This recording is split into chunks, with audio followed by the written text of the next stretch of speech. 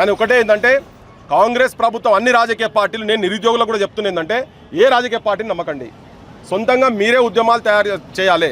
మీ మధ్యలో ఐక్యతతోటి ఐక్య సంఘటన కట్టుకొని పోరాటం చేసి ఎవరిని కూడా ఊర్లలో ఏ రాజకీయ నాయకుడు వచ్చినా కానీ ప్రతి ఊర్లో 15-20 మందో 30 మందో నిరుద్యోగులు ఉన్నారు, వాళ్ళని ప్రశ్నించండి, కొట్లాడండి. అలా మీరు చిన్న వాయిస్ ఊర్లోకి వెళ్ళి ఏది ఇస్తే అది జనానికి తెలిసేటట్టుగా తీసుకుపోయే ఛానళ్ళు ఉన్నాయి. ఇక్కడ ఇన్ని ఉన్నాయిడా, ఒక్క మేజర్ ఛానల్ లేదుడా, అన్ని సోషల్ మీడియానే. కానీ సోషల్ మీడియా పవర్ ఏంటిదో, డిజిటల్ మీడియా పవర్ ఏంటిదో ఇలా జనానికి కూడా అర్థమైంది.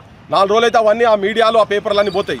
మీరు చిన్న వీడియోలు పెట్టండి, వాళ్ళను ఎండగట్టాల్సిన అవసరం ఉంది. వాళ్ళు ఏమేం చెప్పిండ్రు, ఏమేం వాగ్దానాలు చేసిండ్రు, వాళ్ళు ఎట్లా మీటింగ్లు పెట్టుకుంటుంటే కూడా బస్సులను ఆపుతున్నారు. బస్సులు కాదు, ఎక్కడ ఇప్పుడు చిన్నగా ఏదైనా ప్రోగ్రామ్ అనౌన్స్ అయితే చాలు ఇక నజరేయాలి, అందరి మీద నజరేయాలి, ఎప్పుడు అరెస్టులు చేయాలి, ఎప్పుడు తీసుకుపోయి బుక్కల వారేసేయాలి.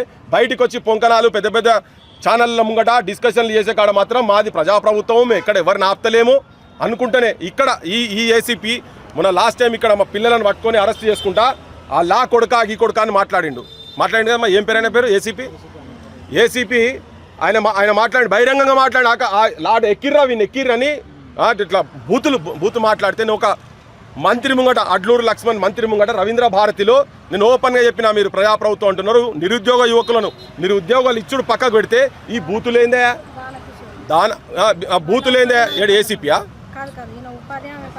అయితే ఆయన బూతులు తిడితే ఆ మంత్రి ఏమన్నా అంటే నేను తప్పకుండా చర్య తీసుకుంటా అని చెప్పిండు. ఇవాళ వరకు చర్యలు తీసుకోలే, చేపిస్తున్నదే వాళ్ళు. ఎక్కడ పడితే అక్కడ కట్టడి చేస్తారు కదా. నిరుద్యోగ యువతరం మేల్కొంటున్నది. మీరు ఏంటంటే ఇక మీరు ఎలక్షన్లు ఇంకా 2.5 ఏళ్ళు ఉన్నాయి కదా, మాకేమైతే అనుకుంటున్నామో ప్రశ్నించాల్సిన అవసరం ఉన్నది. ఒక్క దగ్గరకు వస్తారు, ఒక్క దగ్గర రావాల్సిన అవసరం ఉంది. మా బొట్టోళ్ళం కూడా కంప్లీట్గా వీళ్ళెంబడి ఉన్నాం.